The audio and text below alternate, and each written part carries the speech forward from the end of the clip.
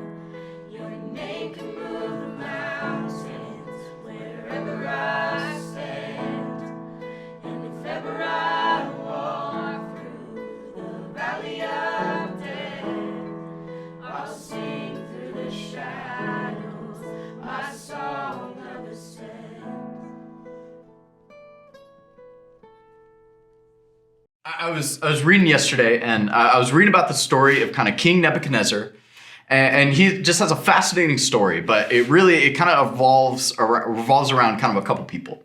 And King Nebuchadnezzar actually takes over Israel at some point in the Old Testament. And even though God kind of uses King Nebuchadnezzar to take over Israel, basically God told Israel over and over, you need to follow after me or I will actually have you conquered. Even though God kind of uses King Nebuchadnezzar to do that, he doesn't actually follow after God. He's not someone that is this amazing king, this king that glorifies God in everything that he does. And so in Daniel chapter 3, it records this interesting story. And King Nebuchadnezzar has kind of taken over, and he builds this ginormous statue made of gold.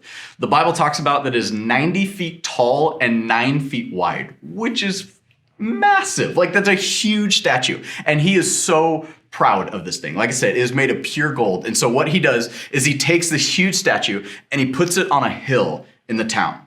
And what he does is basically he issues this decree because he's so proud of it. And he tells everyone, during certain times of the day, during certain times of the week, we are going to play some music. And when that music starts to play, what I want everyone to do is to immediately start to bow down, no matter what you're doing, even if you're in the middle of something, bow down and worship this huge gold statue. And he says this for every single person in the town. It doesn't matter, man, woman, or child. This is your rule. And then he goes a little further. He says, if you don't bow down, it's actually going to be punishable. And what he says, it's going to be punishable by being thrown into a fiery furnace, literally burned alive. And so the time comes and the music is played and every single person in the town bows down and begins to worship this huge golden statue, except for 3 people, Shadrach, Meshach, and Abednego. And these 3 guys, they just refuse to do it. The king hears of this and he is absolutely furious. He is so upset at this point. And he demands that these people are brought in front of him, these 3 guys. He wants to say, well, did they not understand the rule? Did they not understand the consequences? Do they not understand who I am? And so he demands that these 3 guys be brought in front of him to explain themselves, to say, well, why didn't you bow down? Did you have a valid reason? What was your reason? And it says this in Daniel chapter 3, starting in verse 16. This is Shadrach, Meshach, and Abednego responding to King Nebuchadnezzar. They say, King Nebuchadnezzar, we do not need to defend ourselves before you in this matter. If we are thrown into the blazing furnace, the God we save is able to deliver us from it, and he will deliver us from your majesty's hand. And this is the key part. But even if he does not, we want you to know, your majesty, that we will not serve your gods or worship the image of gold that you have set up. They knew the consequences. They weren't like, oh, we didn't know, sorry, and apologize. No, they knew exactly what was going to happen if they didn't bow down. And they trusted in God that he would save them from this, but they also took it a little further. They said, yeah, we trust that God is going to save us from this, but even if he doesn't, we're okay with that. Even if he doesn't save us, we're all right with dying in this fire because we know we cannot serve this false God. They knew that they had to do the right thing no matter what the cost was, no matter what their reputation was, no matter if it cost them their life. It did not matter. And so as you read through this story, it's interesting because you kind of feel like it's almost setting up like a movie. You know, there's movies that we've seen where it's like, oh, the king had a change of heart. Oh, the wicked villain saw the folly of his ways and he changed his heart. And you're like, oh, this is what's going to happen next. King Nebuchadnezzar is going to be so blown away by their standing up for what's right that he's going to change his mind. And the opposite happens. He basically tells them, I don't care. And the Bible says that he was even more furious with their answer. He was even more upset than when he first heard it. It doesn't happen how we think it's going to happen. And so what King Nebuchadnezzar does, he not only says they are going to go into the fiery furnace, but what I want you guys to do is I want you to turn it up 7 times hotter than it normally is. I want these guys to suffer. And so he tells the guards to bind them up and to throw them in the fire. And he's saying, I want it even hotter. I want them to actually suffer every single moment of this. It's kind of like when you have your frozen pizza, you know, when you're like cooking it at home and it says like 350, but you're really hungry, so you turn it up to like 500 because you just want it done. Like that's essentially what's happening with King Nebuchadnezzar right now. He's like, I just want my frozen pizza done and I want it right now. Like that's what's happening. And so he tells the royal guards, throw them in the fire. And so they're bound by the guards and they're thrown into the fire. And as soon as they are thrown into the fire, you would expect to hear crying. You would expect to hear yelling, just agony of pain, them yelling out. But you hear absolutely nothing. There's just quiet from the fire furnace. And it continues on in Daniel chapter 3, verse 24. It says, then King Nebuchadnezzar leapt to his feet in amazement and asked his advisors, weren't there 3 men that we tied up and threw into the fire? They replied, certainly there was, your majesty. He said, look, I see 4 men walking around in the fire, unbound and unharmed, and the 4th looked like a son of God.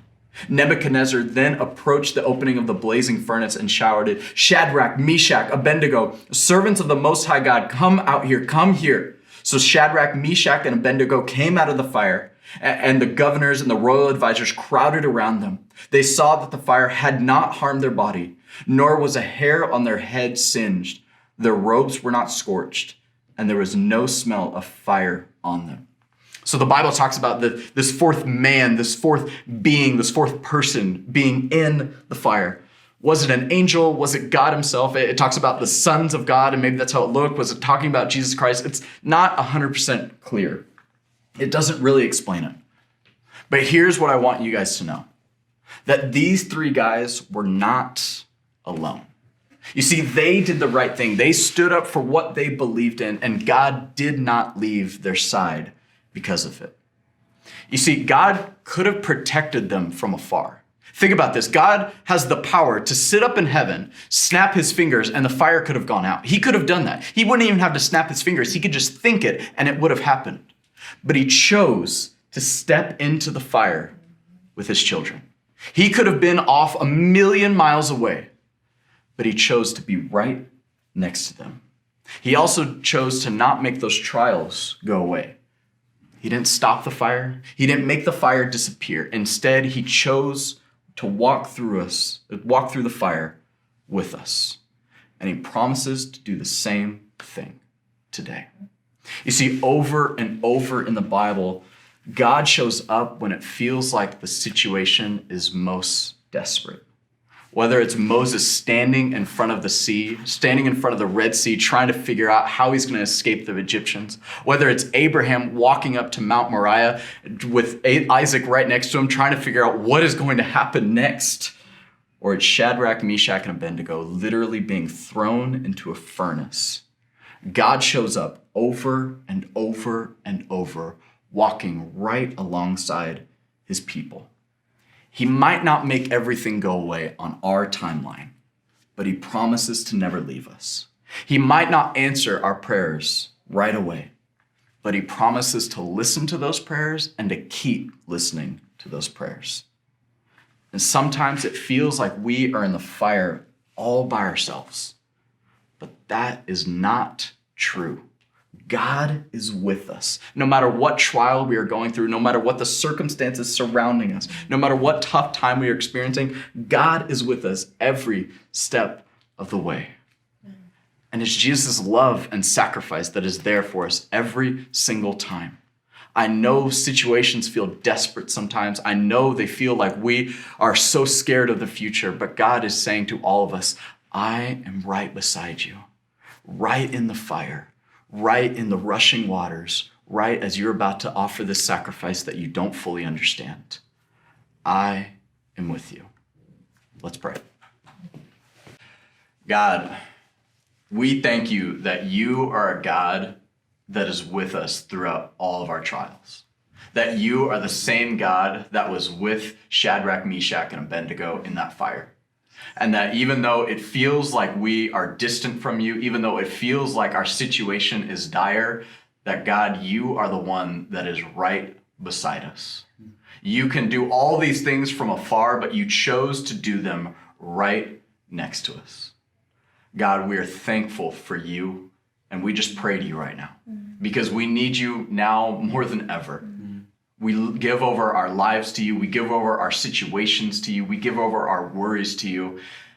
And God, we don't have to give that very far because you are right beside us, walking through every single situation.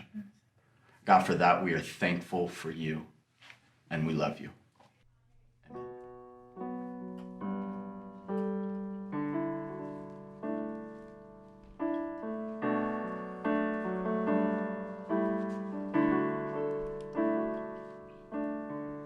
There's a grace when the heart is under fire. Another way when the walls are closing in. When I look at the space between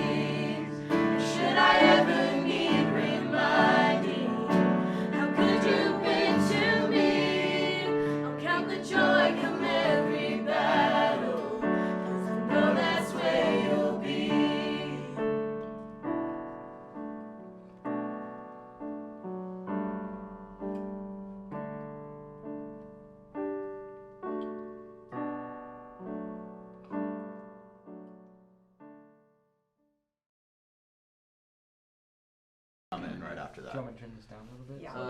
It doesn't- Yeah. yeah, probably actually. Yeah, that's true. You want me to pray loud? This is gonna have to be 2 shots. Or you could pray at the end of your sermon. How about you pray at the end of your sermon, and then I use a secondary shot. to Or how about get this? into- I'll pray, and then as I'm wrapping up, I'll look at you, and then you can start playing, and then we can go right into it, and then just one shot. So he's not playing under my prayer. Well, but I don't know how I'm gonna. Stop. Hey. Yeah. I'm so glad I was recording. I'm so glad I was recording. You were? Yeah. Dog. You can put that at the end as like a blooper video. But